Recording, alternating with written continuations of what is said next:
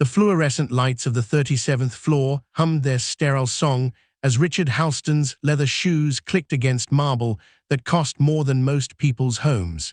It was 11:43 at night, and the building should have been empty, should have been silent, should have been his alone. But there, hunched over a broken office chair in the corner of the executive lounge, was the homeless man he'd hired 3 weeks ago. The janitor, Caleb something or other. The man's weathered hands moved with surprising precision, threading a screwdriver through the chair's hydraulic mechanism, his brow furrowed in concentration. Halston stopped, his jaw tightened. This wasn't in the job description.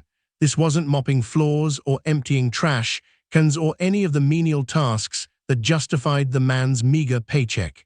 This was something else entirely, something that didn't fit the careful categories Halston had constructed in his mind. "The chair is scheduled for disposal," Halston said, his voice cutting through the silence like a blade through silk. Cold, measured, the voice of a man who had fired executives without blinking, who had dismantled entire companies before breakfast, who had learned long ago that emotion was a liability no balance sheet could afford. Caleb didn't flinch, didn't startle, didn't even look up immediately. He simply finished the turn of his screwdriver, tested the mechanism with a gentle push, and then, only then, raised his eyes to meet the billionaire's gaze. Those eyes, there was something in them that made Halston's stomach clench with an unfamiliar sensation. Not fear, not deference, not the desperate gratitude he'd expected from a man pulled off frozen streets and given indoor work. No, these eyes held something far more unsettling. "Basil, some things just need a second chance," Caleb said quietly, his voice rough but steady. A pause, the weight of unspoken years in his next 3 words. "People too." The chair's pneumatic lift hissed softly as it rose to its proper height. Fixed, functional, saved from the dumpster by hands that had no business caring about corporate furniture. And Richard Halston, the man Wall Street called the iceberg, the man who prided himself on reading people like quarterly reports, found himself standing in his own building, in his own empire, with absolutely no idea what he was looking at. Who is this mysterious man who shows no fear in the presence of a billionaire, who fixes what others throw away, and whose calm seems to cut deeper than any insult Halston has ever delivered? This janitor is hiding something, a past that will shake Richard Halston to his very foundation and force him to question everything he believes about power, loyalty, and justice. If you want to discover the shocking truth that's about to turn this stone-cold billionaire's world upside down, hit that subscribe button right now and stay with me, because what happens next, you won't see it coming. But to understand how these 2 men came to stand in that fluorescent-lit moment, the billionaire and the homeless man, the hunter and his unwitting prey, we need to go back. Back to a morning 3 weeks earlier, when the Manhattan winter had teeth and Richard Halston had a theory he was dying to prove. The Halston Industries headquarters rose 42 stories into the gray December sky, a monument to one man's vision and 1,000 employees' fears. Inside, the air itself seemed filtered of anything organic. No laughter echoed through those corridors, no casual conversations lingered by water coolers. Efficiency had a smell here, and it smelled like anxiety and expensive cologne. Richard Halston sat behind a desk that could have served as a landing strip for small aircraft, his silver hair immaculately styled, his charcoal suit worth more than most people's cars. At 63, he carried himself with the rigid posture of a man who had long ago decided that relaxation was for the weak. His face had the kind of handsome that came from expensive dermatologists and rigid discipline, sharp cheekbones, ice blue eyes, lips that had forgotten how to form a genuine smile. He was reviewing the morning's reports when his personal assistant knocked twice, the precise number Halston required, and entered. "Sir, HR has flagged a hiring irregularity. The janitorial position you requested, there, uncomfortable proceeding without a standard background check." Halston didn't look up from his tablet. "Did I ask for their comfort?" "No, sir, but protocol." "Protocol exists to protect companies from liability." His eyes finally rose, fixing his assistant with a stare that had made grown men stammer. I exist to test character. There's a difference." The assistant swallowed visibly. "The man's name is Caleb Turner. He was found near the loading dock this morning, sir. Security was about to remove him when I intervened." Halston set down his tablet with deliberate care. "I saw him through the window, watched him for 11 minutes before anyone noticed he existed. Do you know what he did in those 11 minutes?" "No, sir." "Nothing." He sat perfectly still on that frozen concrete, hands folded, watching people walk past like he was memorizing their faces, not begging, not shuffling, not performing any of the usual theater of desperation. A muscle in Halston's cheek twitched, the closest thing to excitement his face would allow. "Interesting, don't you think? A homeless man with the patience of a predator." "Sir, if I may ask, why the interest?" Richard Halston stood and walked to the floor-to-ceiling windows that made up his office's eastern wall. Below, Manhattan pulsed with its perpetual urgency, yellow cabs, hurrying pedestrians, steam rising from grates like the city's exhaled breath. And somewhere down there, a man with nothing waited for a chance at something. Because desperation, Marcus, is the only truth serum money can't buy. His reflection stared back at him, ghost-like against the winter sky. "Every person I've ever trusted has betrayed me. Every friend was a flatterer. Every ally was waiting for the right price." He turned back to face his assistant, and something almost vulnerable flickered behind the ice in his eyes before freezing over again. But a man with nothing to lose, a man plucked from the cold and given warmth. That man's true character will reveal itself. Either he'll be grateful and loyal, or he'll steal, lie, and confirm what I already know about human nature. Marcus shifted his weight uncomfortably, and if he's neither, if he's just a person. Halston almost smiled, almost. "Then I've wasted a janitor's salary testing an irrelevant hypothesis. Hire him today, minimum wage, no questions, no background check. I want him starting by tonight." The order carried the weight of absolute authority. Marcus nodded and disappeared, leaving Richard Halston alone with his reflection and his theories and the cold certainty that every man had his price. What he didn't know, couldn't have known, was that he had just invited his own reckoning through the front door. Caleb Turner reported for his first shift at 7 p.m. that evening. He stood in the service entrance, a battered backpack over one shoulder, wearing layers of clothing that had seen better decades. His hands were rough and weathered, his beard flecked with gray, his posture slightly stooped, as if years of carrying invisible weight had curved his spine. But his eyes, brown, deep-set, watchful, held none of the defeat his appearance suggested. The janitorial supervisor, a harried woman named Maria, handed him a mop, a bucket, and a schedule with all the warmth of a DMV clerk on a Friday afternoon. 37th floor tonight, executive level, don't touch anything on the desks, don't speak to anyone unless spoken to, don't exist. Caleb nodded once, understood. If Maria expected more, gratitude perhaps, or the nervous questions of a new hire, she was disappointed. Caleb simply took his supplies and disappeared into the service elevator, leaving her with the vague, unsettling feeling that she'd just given orders to someone who didn't need them. The executive floor was a cathedral of corporate power. Glass walls revealed corner offices the size of studio apartments. Abstract art worth millions hung in strategic locations, beauty reduced to investment strategy. The carpet was so thick it seemed to swallow footsteps, and the silence was so complete it felt almost holy. Caleb moved through this temple of wealth like a ghost, silent, efficient, invisible. His mop traced methodical patterns across marble floors. His cloth wiped surfaces that had never known dust.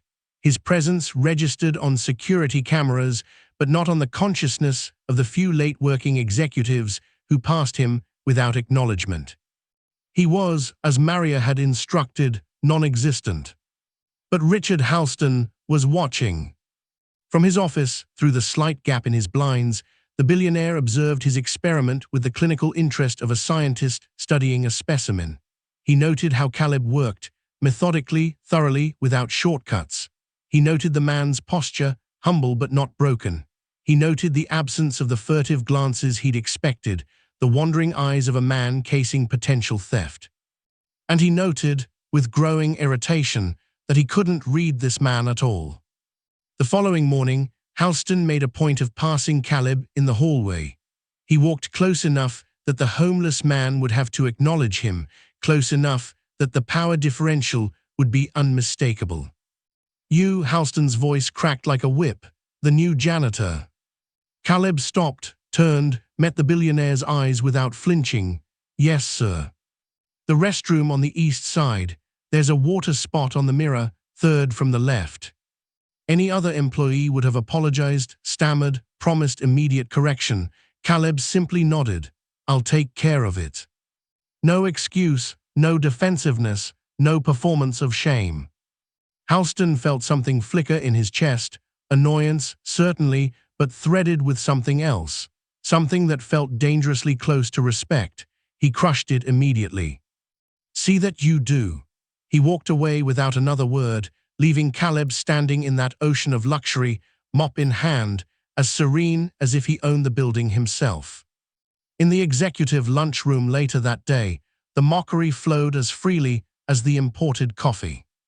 "Did you see Halston's new project?" Bradley Morrison, VP of Acquisitions, smirked over his sushi lunch. "The homeless janitor, I hear he wanted him hired without a background check. Probably wants to see if the poor bastard pockets a stapler." Classic Halston. Diana Reeves, CFO, shook her head with the weary amusement of someone who had seen too many of the CEO's games. "Everything's a test with that man, a loyalty experiment. Meanwhile, the rest of us are just trying to run a company. The guy gives me the creeps, honestly." Morrison lowered his voice conspiratorially. "Too quiet, watches everything. You know what I think? I think Halston finally hired someone as cold as he is." Laughter rippled around the table, and none of them noticed the service door closing softly behind them, or the footsteps fading down the hall, or the man who had heard every word and said nothing. The weeks passed, and Caleb Turner remained an enigma. He arrived early, he left late. He spoke to no one unless absolutely necessary, and when he did speak, his words carried a weight that seemed disproportionate to his station. He fixed things, not just what was broken, but what was about to break. Light fixtures that flickered received his attention before maintenance was called. Squeaky doors fell silent under his care. Coffee machines that sputtered somehow ran smoothly after his night shifts. It was as if he could see problems before they became visible. And then came the night of the chair. The night Richard Halston found himself standing in the executive lounge at nearly midnight, confronted by a homeless man who spoke of second chances with the conviction of a prophet. Some things just need a second chance, people too. Halston returned to his office that night with those words rattling through his skull like stones in an empty can. He poured himself 3 fingers of whiskey, Macallan 25, because even his vices were expensive, and sat in the darkness, watching the city lights pulse far below. Annoyance, he told himself, that's all this is. The man is disrupting my hypothesis with inconsistent data. But the annoyance felt wrong. It felt like the tip of an iceberg, with something vast and cold lurking beneath the surface. He didn't sleep well that night or the next. 3 days later, the incident occurred. It was 2 in the morning, and Caleb was emptying wastebaskets on the 37th floor when he paused outside the glass-walled conference room.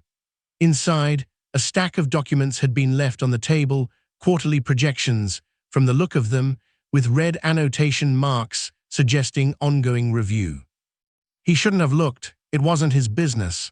The job was simple, clean, disappear, repeat. But something caught his eye, a number, a specific figure on a specific page, visible through the glass at just the right angle. And suddenly, like a switch being thrown in a dark room, old instincts flared to life. His eyes narrowed. His body went still with the focused tension of a hunting dog catching a scent. 30 years of training he thought he'd buried, training he'd tried to forget, screamed through his nervous system with urgent clarity. That number was wrong. Not accidentally wrong, not a typo, the kind of wrong that left fingerprints if you knew what to look for. Caleb set down his trash bag. His hand trembled slightly as he pushed open the conference room door, a violation of every rule he'd been given, a risk that could end his fragile employment in seconds. But some instincts couldn't be silenced. He crossed to the table, picked up the relevant document, and there it was, buried in a forest of legitimate figures, a routing number that didn't match its stated destination, a decimal point misplaced in a way that would only matter if you knew the difference between a holding company and a shell corporation. Whoever reviewed this missed the subsidiary code, he murmured to himself, his voice strange after so many days of silence. Baltic Holdings isn't just Baltic Holdings, the secondary registration. They buried it in the same framework they used in the Crawford case, same technique, same signature.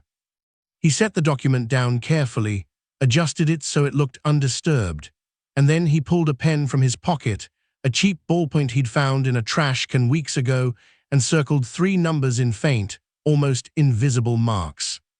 When he left the conference room, he was just a janitor again, just a homeless man with a mop and a schedule and the infinite patience of someone who had learned to wait. Diana Reeves found the marks the next morning. She stared at them for 17 minutes before calling an emergency meeting. The investigation that followed was quiet, surgical, devastating. A junior accountant in the London office was arrested within the week. The embezzlement scheme he'd been running had already siphoned $2.3 million toward untraceable offshore accounts, but thanks to those 3 circled numbers, it stopped there. And no one knew who had caught it. The official story was that new AI auditing software had flagged the anomaly. Richard Halston accepted congratulations from his board with his usual stone-faced grace. But late that night, when the building was empty and the security cameras showed nothing unusual, he went back to that conference room. He stood where his janitor had stood. He looked at the documents still arranged on the table, and he noticed what the investigators had overlooked in their haste, the faintest indentation in the paper where a cheap ballpoint pen had hesitated before circling those numbers. The handwriting wasn't familiar, but the precision was unmistakable. Richard Halston did not become a billionaire by ignoring mysteries. The following morning, he arrived at his office before dawn and began to dig. Not through corporate channels, those could be traced, could leak, could warn. No, he used private investigators, favors owed by powerful men, the kind of resources that existed outside the polite fiction of legal oversight. Within 72 hours, a file landed on his desk, thin, unmarked, explosive. He read it alone, he read it twice. And when he finished, Richard Halston, the man who had fired thousands without flinching, who had destroyed competitors without remorse, who had armored his heart so thoroughly that most people doubted he had won, sat back in his chair and felt something crack inside his chest. Caleb Marcus Turner, born 1962, raised in foster care in Baltimore, graduated summa cum laude from Georgetown, recruited directly into the FBI's Financial Crimes Unit at 24. The file painted a picture of brilliance, of dedication, of a man who had spent 2 decades dismantling white-collar criminal empires with the patience of a surgeon and the tenacity of a bloodhound. Caleb Turner had personally overseen investigations that recovered hundreds of millions of dollars. He had testified before Congress. He had been, by any measure, a quiet legend in his field. And then came the Meridian case. Let me stop here for just a moment because I need to ask you something. Imagine you're Caleb Turner. You've spent your entire life fighting for justice, exposing corruption, doing the right thing when no one was watching. And then one day, powerful people offer you a choice: take the money and look away, or lose everything, your career, your reputation, your future. Caleb refused the bribe, and they destroyed him for it. Now, years later, he's cleaning the floors of a man whose industry helped blacklist him, and he's chosen humility over revenge. My question is this: what would you have done in his place? Could you work for someone connected to your downfall without anger? Could you choose peace over payback? Drop your answer in the comments below. I genuinely want to know what you think. The Meridian case, 2009. Financial crimes so deeply embedded in Wall Street's infrastructure that exposing them would have implicated dozens of the country's most powerful firms, including, Houston realized with growing horror, several that had been key partners in his own early empire building. Caleb Turner had been offered $3 million to bury his findings, to lose critical evidence, to suddenly develop reasonable doubt. He had refused. What followed was the systematic destruction of a good man's life. His evidence was lost in bureaucratic shuffles. His superiors faced pressure from senators and CEOs. His reputation was dismantled through whispered campaigns, accusations of instability, unreliability, personal problems that conveniently couldn't be documented. By 2011, he was quietly forced out. No pension, no severance, no reference that any employer would trust. The official story was early retirement for personal reasons. The truth was assassination, professional, complete, and utterly deniable. The man who had spent his life exposing corruption had been erased by it. Richard Houston set the file down. His hands were shaking, actually shaking, for the first time in decades. He walked to his window and pressed his forehead against the cold glass, staring at a city that suddenly looked different, smaller, dirtier, full of invisible men carrying invisible weights. And somewhere in this building, one of those invisible men was pushing a mop, knowing exactly who Richard Houston was, knowing that the industries Houston had built were connected to the web that had destroyed him. And saying nothing. The ice around Houston's heart didn't just crack, it began to melt. He found Caleb in the basement storage area 3 hours later. The older man was organizing cleaning supplies with the same methodical precision he brought to everything. He didn't look up when Houston entered, didn't acknowledge the footsteps approaching, just continued his work as if billionaires routinely visited janitorial closets at 9 p.m. on Thursday nights. Houston stood there silently for a full 2 minutes. The great communicator of the corporate world couldn't find words. Finally, "You know who I am." It wasn't a question. Caleb straightened, turned. Those eyes, the same eyes that had met his without flinching 3 weeks ago, held the same impossible peace. "Yes, you knew the whole time." "Yes, the Meridian investigation, the firms that were involved." Houston's voice cracked. He hadn't heard that sound come from his own throat in 40 years. "I benefited from what they did, from the system that destroyed you." Caleb was silent for a long moment. When he spoke, his voice carried no anger, no accusation, just the quiet weight of hard-won truth. "You weren't involved directly. I looked into you back then. You were guilty of the same thing most powerful men are guilty of, not seeing, not wanting to see. It's not the same as pulling the trigger." "But the silence was still wrong." "Yes," Caleb nodded slowly, "but I didn't come here for revenge, Mr. Houston. I came here because I was hungry and cold, and your building had a warm loading dock. The job was unexpected." Houston felt something hot behind his eyes, something he couldn't name because he'd spent 6 decades refusing to feel it. "Why didn't you say anything when I treated you like a homeless man?" A ghost of a smile crossed Caleb's weathered face. "Because that's what I am now. Who I was doesn't change who I am, and who you were doesn't have to determine who you become." The words hung in the air of that cramped storage room, surrounded by mops and bleach and the smell of industrial cleaner. Richard Houston, billionaire, CEO, the coldest man on Wall Street, felt tears sliding down his face. He hadn't cried since his mother's funeral in 1987. "I'm sorry," he whispered. The words felt foreign in his mouth, rusty, unused. "I'm so sorry." Caleb reached out and placed a rough hand on Houston's shoulder. The touch was gentle, paternal, the touch of a man who had learned that forgiveness was the only path that didn't lead to destruction. "I know." The announcement came 3 weeks later. Richard Houston stood before a room full of journalists, cameras, and the curious eyes of a financial world that had never seen him show emotion. And he proceeded to demolish every assumption they'd ever made about him. The Caleb Turner Foundation for Financial Ethics would launch with an initial endowment of $50 million. Its mission, to protect and support whistleblowers in the financial sector, to investigate the systems that silence truth-tellers, to ensure that what happened to Caleb Turner would never happen again. But that wasn't all. Halston announced a complete overhaul of Halston Industries' hiring practices, mandatory consideration of homeless and formerly incarcerated candidates for all appropriate positions, a corporate culture shift that would prioritize character over credentials, second chances over spotless records.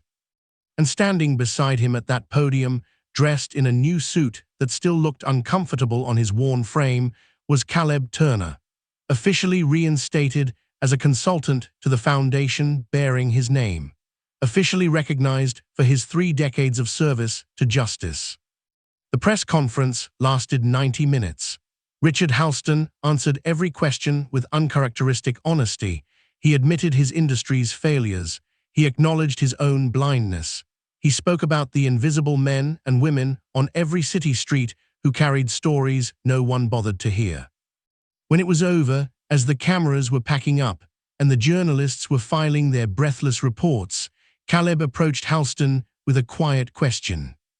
"The partnership you offered, the foundation role, why?" "Because you deserve it, because justice." Caleb held up a hand. "I'll accept, but not as first priority." Halston frowned. "Then what?" Those brown eyes, peaceful, unwavering, wise beyond what any resume could capture, met his with the same calm they'd held since day one. "Give jobs to men no one else sees." They did. Over the following year, the Halston Industries Second Chance Initiative placed over 300 formerly homeless individuals in positions across the company. Not charity positions, real jobs, with real advancement opportunities, with real dignity. Some failed, some struggled, some disappeared back into the shadows they'd come from. But many thrived, and each one who thrived became proof of a truth Richard Halston had spent his whole life avoiding, that human beings were not machines to be tested, puzzles to be solved, or experiments to validate his cynicism. They were just people carrying invisible stories, waiting for someone to see.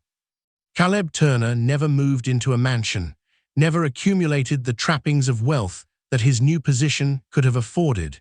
He lived in a modest apartment, volunteered at shelters on weekends, and spent his days helping build something that would outlast them all. Richard Halston visited him there once, sat on a second-hand couch in a living room that cost less than his shoes, and asked the question that had been haunting him for months. "How did you do it? How did you survive losing everything and not become, like me, cold, bitter, testing everyone to prove they'd fail?" Caleb was quiet for a long time. Outside, city sounds drifted through thin walls, sirens, traffic, the eternal pulse of Manhattan. "Because being cold is just fear wearing a mask," he said finally, "and I decided, somewhere in those cold nights on the street, that I wasn't going to let fear be the author of my story." He looked at Halston with the expression of a man who had walked through fire and come out carrying nothing but truth. "Some things just need a second chance, people too, including you." Richard Halston died 3 years later, peacefully, in his sleep, at the age of 66. The obituaries called him many things: visionary, philanthropist, reformed titan of industry. But the truest words were spoken by a quiet man at a private memorial, surrounded by dozens of formerly homeless workers who had found dignity through an unlikely partnership. "He was a good man," Caleb Turner said simply, "who needed someone to believe in him before he could believe in himself. That's all any of us really need." The glass towers of Manhattan caught the winter light as the service concluded. Somewhere in the city below, invisible men carried invisible stories, waiting for someone to see. And because of 2 men who learned to see each other, a few more of those stories would finally be told. This story teaches us something profound. True power isn't revealed by how you test others, It's measured by how you treat the people who can do absolutely nothing for you. Richard Halston spent his whole life believing that everyone had a price, that desperation revealed weakness, that armor was the only protection against betrayal. But Caleb Turner showed him another truth, that integrity cannot be bought, that dignity survives even the coldest streets, and that the strongest people are often those who choose forgiveness over revenge. If this story moved you, if it made you think differently about the invisible people you pass every day, then you're exactly the kind of viewer we make these stories for. And speaking of stories, next time, we're bringing you the tale of a ruthless divorce attorney who spent 30 years destroying families in court, until her own estranged daughter walked through the door as her opposing counsel, armed with secrets that could end everything she'd built. You won't want to miss that one. Hit that subscribe button right now and tap the notification bell so you're the first to know when it drops. Until next time, remember, everyone you meet is carrying a story you know nothing about. Sometimes the most powerful thing you can do is simply choose to see them.